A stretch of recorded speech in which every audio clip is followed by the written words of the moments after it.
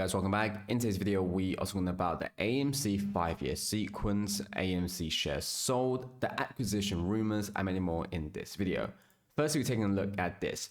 The Wall Street crime syndicate has pushed the AMC theaters to a level that AMC's market cap is now sitting at a high $500 million zone. Can you say fake, fake, fake?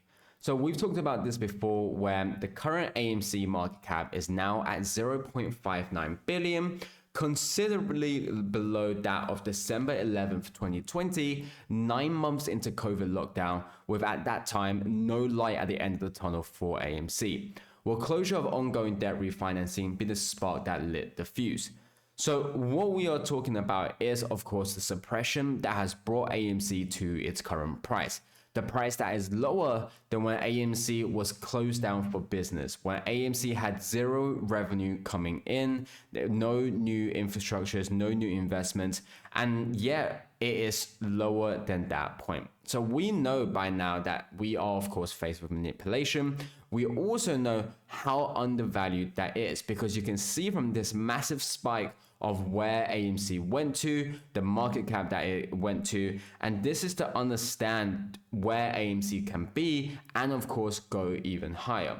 And so we have to realize that the market cap that we have right now, despite all these arguments that people are making, whether it's about debt, whether it's about comparison, it doesn't make sense. Because AMC is in a better position than it was, a way better position than when it was back in 11th of December 2020. Yet we are at a lower market cap. That just goes to show that everything we've learned about supply and demand, about sentiment, about the fundamentals clearly does not matter. And when the fact that nothing makes sense for a company to be lower than when they had zero revenue, we know that it's because of the suppression, the manipulation that's obviously going on behind the scenes. Now, what's interesting about this, you can see from this, almost looks like a 5-year sequence. 5 years of dropping and then a massive move up, then to start another 5 years of dropping. So the reason why I want to talk about this 5-year sequence is because we've seen for AMC about what it has done. Now, plenty of times when we've seen AMC see a price go up, and you can take a look at this chart, you will see there are various amounts of times where AMC had a massive spike and then it also had a massive decline. And typically when we went to these times, there are always big things involved. We've talked about swaps expiring at certain times, and we saw AMC price soar. We saw companies like FTX go bankrupt and had zero tokenizations of AMC, and we saw AMC spike. We've seen FTDs expiring, we've seen ape shares, we've seen all of these things in the past, and every time something major has happened, we see how AMC is able to spike up. The very thing that we've called out to be manipulating AMC, every time something happens to those methods, AMC spikes up. And it's why I think that this sequence thing is very interesting, because it goes to show that a lot of the time, a lot of the methods are starting to expire. And every time it expires, we see the truth for a moment until they find something else. But it's getting harder and harder for them to create these methods. We've already seen how much money they've sunk into this. We've seen how many naked short and synthetic shares there are of AMC. We know how many times the float has been sold over. So we know that when it squeezes, AMC is going to go into the thousands and even higher. Another big thing is how many big news outlets, journalists, and financial gurus who spent most of the time bashing a $1 stock for the past 5 years tells you everything you need to know. They have to have bankruptcy, if not, we will win. Now, when you take a look at AMC and all of these other companies who are currently higher market cap, you don't see the news coverage. You continually see, no matter what happens to AMC, you see the same articles being released over and over again with just the title or the wording being changed. However, the message they always want to get across is that you should sell your AMC. And for those people who are interested in AMC, you should not buy AMC. That's the articles they've constantly released. And now bear in mind, they've released this during times where AMC has beaten earnings, where they talked about AMC has debt, but then we see how AMC refinances and pays back the debt. They talk about that, but still says that AMC is bad. And so they are obviously very, very contradictory to themselves. but yet they continuously talk about AMC. And so this is when we know that the only way for these short sellers to get out is if AMC were to be bankrupt. And that's why we see these constant fear. That's why every time AMC does an offering where it raises money, and by raising money, it has the ability to firstly keep AMC afloat, secondly pay off the debt. When it does these things, we see how market makers are worried and we see the manipulation increase, because when we saw that there was dilution of AMC, when we saw the AMC offering 5 months before it even happened, we see these suppression, and these people constantly talk about the price is going down because of dilution, when it clearly wasn't the case, because no shares have yet gone into the market for AMC to have sold off. And so this is how we know that they are worried about AMC raising money, that they are trying to do everything they can to prevent AMC from expanding and improving and essentially put AMC into bankruptcy. And I think something that's very important, and this is the same thing that happened to Amazon, was this thing from Jeff Bezos, where we saw the stock price go from $113 to $6 in 2001. Now, what he said was that the stock is not the company and the company is not the stock. As the stock price was going the wrong way, everything inside the company was going the right way. We see this also numerous times for AMC. Just because an institution prices the company doesn't mean you have to believe it. The stock is just a liquidity pool for the company to tap into. It doesn't represent the actual health of a company. Institutions always want you to conflate the two. Now, don't take my word for it. Do your own due diligence. But firstly, I completely agree with the fact that the stock price is going the wrong way. Everything inside the company was going the right way. Now, if you don't agree with me on that statement, like I said, is completely fine. But do your research. The stock price would suggest that AMC is a company that is not operating, that is losing business, that is not improving in any way, shape, or form. However, when we take a look into the finances, we see the increase in revenue, we see the decrease in debt, we see the increase in profit, we see the decrease in operational costs, we see all of these things. So this sentence that is being said right here applies the same to AMC as well, and is why I believe AMC will be in a similar trajectory as Amazon did throughout the past 10, 20 years. Now, an update is that on 150 million share offering, through the 20th of February, AMC was paid 26.2 as an initial gross cash proceeds for 20.4 million shares sold in ATM offerings. So this is what we know so far of how much money AMC is raising. Like we said, they want to suppress the price of AMC because these institutions want to buy as much AMC shares as possible at the lowest price possible, and is why we always see them to try and push AMC to the VWAP level, and we have to know this. And it's why every time AMC does the dilution, does the offering, you start to see the manipulation and dark pool usage also increase drastically.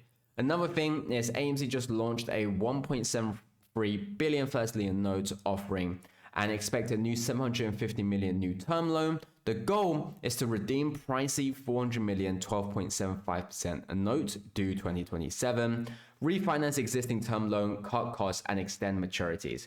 Conditional on hitting 2.48 billion in new financing is a positive step for debt management.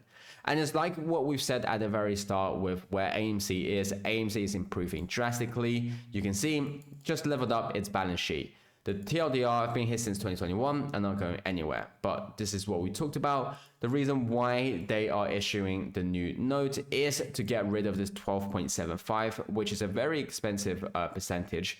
And now what we are seeing is that they are swapping high interest, short-term paying for lower cost, longer dated breathing room. And the reason why this is very, very important is because people who believes that AMC is going to go bankrupt because of certain factors, this is what AMC is doing to combat those statements. Now, there hasn't even been a sign of AMC going to bankruptcy, but there will always be people trying to pick these, very, very niche things, but AMC is tackling those away. And so you have to realize this is debt optimization, so the company survives and thrives. And this is what we've said. AMC right now is at a better position than when it was back in 11th of December 2020. And what we are seeing is that back in 2020, upcoming debt maturities, COVID lockdown with no end in sight, But where we are right now is debt refinance as we speak, cash raising ability secured, box office numbers on the right, and a great movie slate for 2026.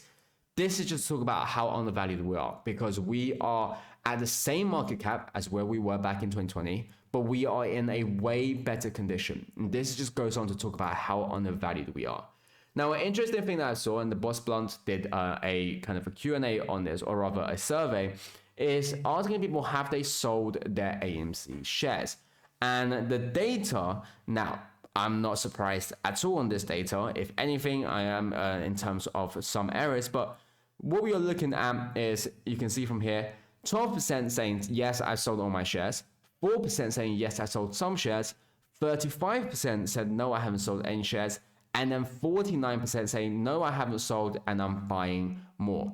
So 50%, now bear in mind, this is 436 votes. So obviously there is still a lot of data that is yet to be collected, but the very fact we're looking at 49%, and this is just talking about the majority of the apes who are not selling and continuously buying AMC, I think it's a very, very positive sign. And it just goes on to say, in terms of how strong of a community we are, but to also talk about just how much shares are being bought and why the float is sold so many times over.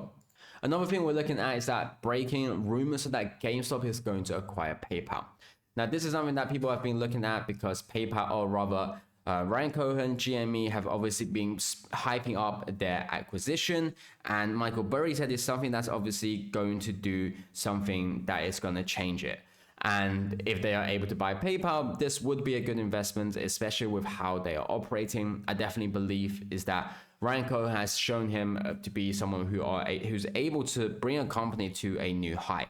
And with how PayPal is going currently, I wouldn't be surprised if Ryan Cohen is buying it and then obviously reshaping it. But at the end of the day, these are all rumors. So I just want to quickly mention this. Now, another thing is HYMC. So 15.21% of HYMC float is shorted and is slowly increasing. And this just goes on to show how short sellers are worried again, but also how they're trying to hinder AMC. Because we know that as the price of high growth goes up, the investment of AMC goes up as well. And just like what we said earlier, shorts are trying to do everything they can to push AMC to bankruptcy. So anything that prevents AMC from bankruptcy, shorts wants to get rid of that. And that's why we've been seeing high growth short interest to go up as well. Another thing that's showing fear in the panic is how hedge funds are selling global stocks at the fastest pace since April. And I think this talks a lot about the volatility that's going on in the market right now, but the uncertainty and fear as well. And it's why we talked about the fire sale, is why we talked about the collaterals failing. Not only that, Bitcoin has erased 49% from its 126 all-time high, wiping out 1.21 trillion in market cap in only 139 days. Another big example of collaterals being wiped, of people panicking and selling, and it's liquidating a lot of people, is why we're seeing the margin requirements getting tighter and tighter. Then we also have 63 US banks on the brinks of collapse with 517 billion losses, says the FDIC. But then is to also note this, where the Federal Reserve and Federal Deposit Insurance Corp are warning that major banks like Bank of America, JP Morgan Chase, Goldman Sachs, and Citibank are at risk of collapse. Now, these banks hold trillions of dollars in derivatives. Not only that, these banks are also involved in shorting AMC. So you can start to see why we're saying that these guys are, of course, panicking, and perhaps the safe haven right now, as opposed to the safe haven investments we've said, could be, of course, XRP. I know that some of my viewers are interested. Now, maybe we'll talk about that later on, but this is what we're looking at with how these guys are failing and how AMC, GME, and perhaps XRP is obviously going to prevail. Now, we have to realize that we can't rely on the FDIC in the banking crisis. They can run out of money too and have to wait for Fed for funding. It had already happened slightly in 2008. And bear in mind, we are only in a bigger position right now. And so it's obviously going to get a lot more worrying. Another thing is DTCC to hand over secret trading data as long as it's hidden from the public. But Citadel, Virtue are still fighting the subpoenas. And so this just goes on to say what's happening in the market is why I told you guys about the South Korea market and how after banning naked shorts, it's able to see it go up. And until regulations start to realize that the institutions that they're working with are the very people who are damaging the market and preventing growth, nothing will be changed. Another big thing is private equity's dry spell is now worse than 2008. And you start to see about all of these people who are selling, all of these people who are panicking. And then we're seeing silver, again, the investments that are safe haven, to be going up again, where it went to $100. And we see gold go over 5,200. A lot of things happening in the horizon right now, so we have to stay tuned. As always, none of this is financial advice. I do take a second of salt. Make sure to do your own due diligence and research, and I'll catch you guys next time.